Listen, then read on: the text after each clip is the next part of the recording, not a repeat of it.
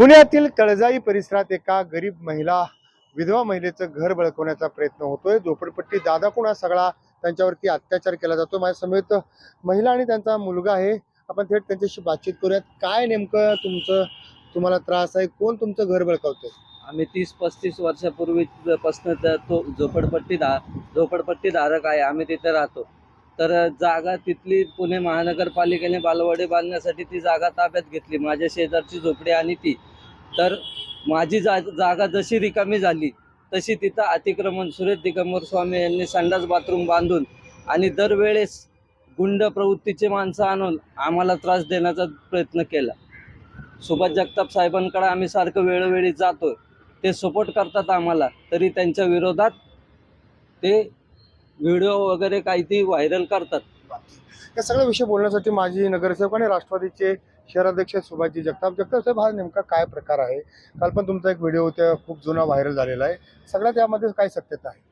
हा जो व्हिडिओ आहे जो व्हायरल झालेला आहे आता, ज्या संदर्भात तुम्ही बोलताय स्वामींच्या बाबतीमध्ये, तो व्हिडिओ 1-1.5 वर्षापूर्वीचा आहे। स्वामी तिथं राहत होते। ती जागा स्वामी आणि शेजारी राहणारे दुबळे या दोन्ही कुटुंबाच्या घरं जी होती, झोपड्या होत्या, त्या ठिकाणी बालवाडी बांधायचं नियोजन होतं।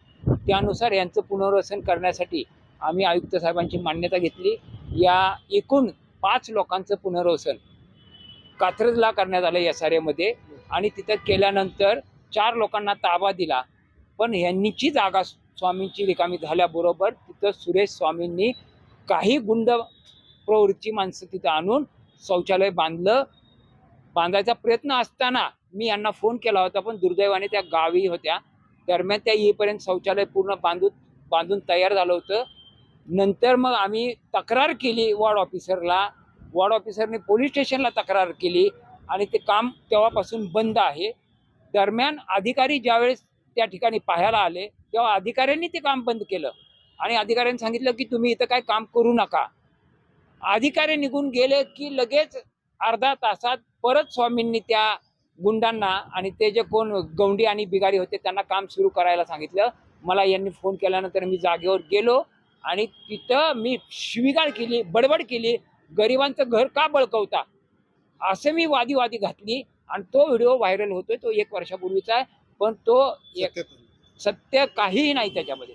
आपण पाहिले की नगरसेवक सुभाष जगताप यांनी या गरीब महिलेसाठी तो सगळा वाद घातला होता, परंतु सोशल माध्यमावरती कुणीतरी खोडसाळपणाने हा व्हिडिओ आता पुन्हा एकदा व्हायरल करण्याचा प्रयत्न केला जातो।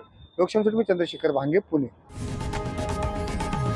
लोकशाही मराठी ऐका, पहा, जागरूक रहा।